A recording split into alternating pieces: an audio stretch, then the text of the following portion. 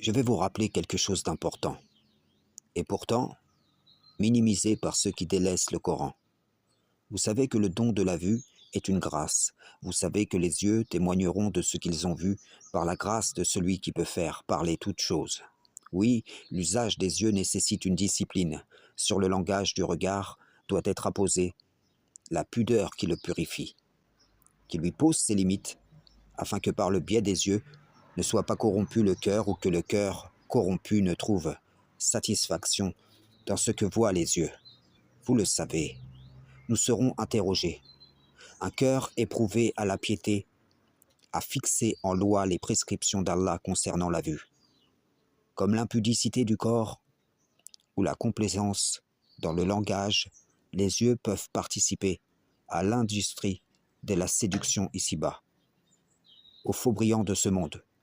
Voilà pourquoi l'ennemi encourage les enfants d'Adam à orner les yeux, afin de rendre vraie sa conjecture à leur égard. Comme Salomon dira, car le précepte est une lampe, et l'enseignement une lumière, et les avertissements de la correction sont le chemin de la vie. Ils te préserveront de la femme corrompue, de la langue doucereuse de l'étrangère.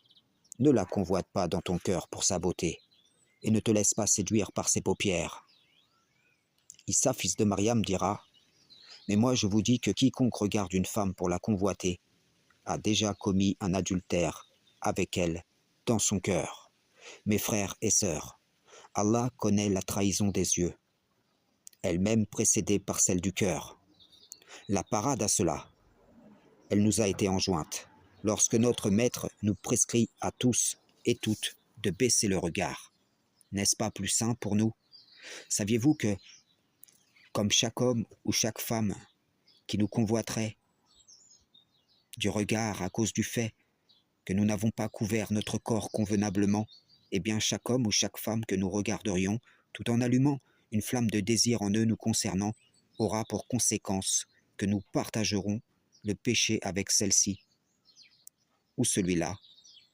Et ce péché peut perdurer tant que le désir de cette personne ne s'éteindra pas, car nous n'avons pas baissé les yeux comme Allah nous l'a commandé. La pudeur est vraiment une des clés du succès. Le manque de pudeur est de ce qui tue jour après jour les enfants d'Adam. Ce qui paraît petit aux yeux des gens est quelque chose de grand devant Allah. Si nous regardons 100 femmes ou 100 hommes dans la journée, il se peut que 100 péchés soient ajoutés sur la balance. Même si nous disions, mais moi, je ne regardais pas avec le désir. Tu connais le pouvoir du regard, et tu as allumé le désir chez l'autre à cause de ta non-observance de l'ordre d'Allah. Tu es fautif. Tu es fautive. Imagine l'homme ou la femme qui a allumé le désir chez l'autre en ne baissant pas le regard. Il ou elle rentre chez lui ou chez elle, ne se repentant pas de cette faute et ne se souciant pas que tant que la personne reste dans le désir de lui ou elle, le péché peut grandir et perdurer. Imagine cela multiplié au nombre des enfants d'Adam, chez qui une flamme de désir pourrait être allumée à cause de notre manque de pudeur, du cœur, des yeux, de la voix, et tout ce qui peut être chez nous objet de séduction. La crainte d'Allah, c'est la sagesse, et l'intelligence, c'est s'écarter du mal. Celui ou celle qui t'aime, dans la crainte d'Allah, comme il ou elle te regarde, il ou elle ne regardera aucune autre. De l'autre côté, on te regardera, du désir dont on regardera le prochain ou la prochaine que l'on croisera. Mon frère, ma sœur, où est ta valeur? Où est ton honneur? Par notre manque de pudeur, à quoi participons-nous? Dans le monde, qu'est-ce que nous encourageons? Qui servons-nous? À quoi ne résistons-nous pas? Qui nous appelle à cela?